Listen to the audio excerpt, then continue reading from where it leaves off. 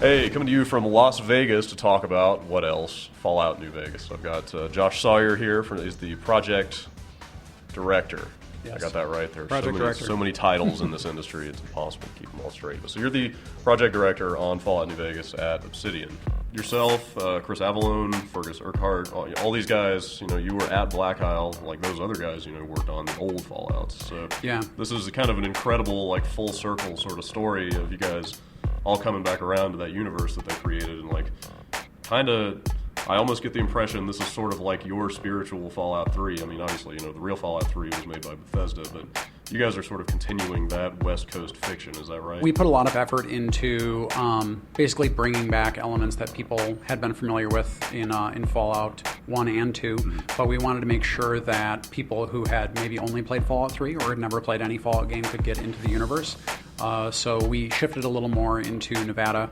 So it's new to the player, and it's also new to groups like the NCR. So New California Republic is something that people who played Fallout 2 are familiar with, but it's basically at a point in time in the game universe when NCR is just moving into the area and trying to take control of it. Since you mentioned the groups, you've got a new kind of reputation system.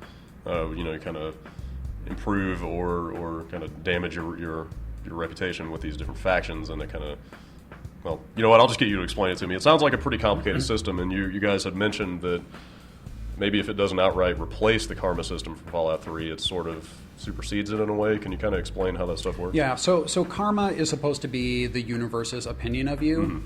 It's not really the opinion of people, because karma reflects what you do regardless of whether or not people observe you doing it. So if you go around stealing and murdering people but no one is there to witness it, it goes into your karma, and so you have a bad karma. But bad karma is more just like a game stat. It doesn't really affect people's opinions of you. However, if people do see you do bad stuff, or if you take quests that hurt people and do things like that, then it can negatively impact your reputation with a group. Conversely, if you do things that help groups, then it can increase your reputation with a group. How that's represented in the game is you have something in your Pip-Boy that tracks your reputations with various groups. So as soon as you start establishing a reputation, it'll appear in your Pip-Boy, and you can track it over the course of the game. And that reputation is used to kind of key how general people in the world respond to you. So let's say you're walking around a town. Normally people might just say general, like, hey, stranger, whatever. But if you do nice things for them, they'll say, hey, nice having a decent person around for once. And then once it gets high enough to certain breakpoints, you'll actually get rewards or penalties from various groups based on your reputation. And it really depends on the context of, like if you, let's say you piss off the people in Good Springs, they're probably not going to be able to do much about it. They might even pay you a tribute out of fear that you're going to come and finish off the rest of the town. Sure. But if you piss off, let's say, the NCR, you might have a group of rangers that stalks you down, and you go to bed, and then you wake up, and there are a bunch of rangers standing over you like, hey, buddy. So you've got weapon mods now. That's another new system that you've added. Are those kind of crucial to the gameplay, or is it just a way of sort of tweaking out your experience and kind of customizing your play style? Are you going to have to focus on that stuff just to survive, or is it just kind of optional? No, mods are really options. There are a lot of new weapons in the game, especially when it comes to guns. There are like almost twice as many. But we know that some people like to stick to a certain type of weapon just because I really like this cowboy repeater or something. So once you get that weapon, you can upgrade it. So if you have the money, you can upgrade it. You can extend its usefulness for a while longer, maybe even a lot. There are some weapons where upgrades make them much, much better. So mods are not required for you to play the game. With a lot of the more fiddly stuff, like weapon mods or ammo subtypes, they're things that you basically spend money on. They're not just lying all over the place. And if you want to go out and just, tune all your stuff, you can do that. But it's really up to you. It's not required. Doing it will make your character more powerful, but it's also at the cost of the caps and the loot that you find. Sure. Speaking of new mechanics, you guys are really emphasizing companions in this game.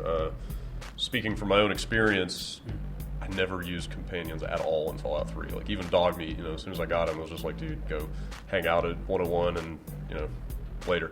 Yeah. So how are you guys kind of making those allies feel a little more organic and kind of getting them to behave and do the things that you want them to do? Probably the most obvious is the companion wheel, which is this new method of interacting with the companions. Like if you want to rapidly say, okay, use a couple stim packs, I want you to go passive, and I want you to go to ranged instead of melee, and I want to manage your inventory. You can do that all very, very rapidly within the companion wheel without going through a dialogue menu. As far as the companions themselves go, when you meet those companions, the way that you sort of find and get them in your party is usually something we try to integrate into the story so it feels a little more natural. Once they're in your party, almost all the companions have something about them that they need to get resolved, some sort of problem or trouble that comes looking for them, and so the player can be involved in sort of resolving that little quest for the companion. And the companions also react a lot more to things in the environment.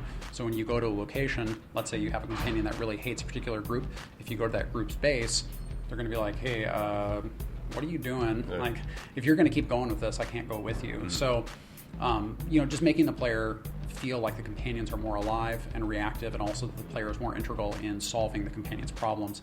We also, at Obsidian, view the companions as a way for like commentary on the world, so it can give some groups a voice. Okay. So having companions that are from a particular group or have opinions about that group sort of helps the player flesh out the story in the world and the opinions of people in it. So just in closing, since you guys have at Obsidian, you have this background with the initial Fallout games, and this is sort of the kind of spiritual successor to those, would you, in the few months that we've got left before this game comes out, would you recommend people kind of go out and maybe get on Good Old Games or whatever and play the original Fallouts? Do you feel like... I would always recommend that people play the original Fallouts, whether New Vegas is coming out or not, because I think they're really fun games. All right. Well, there you have it.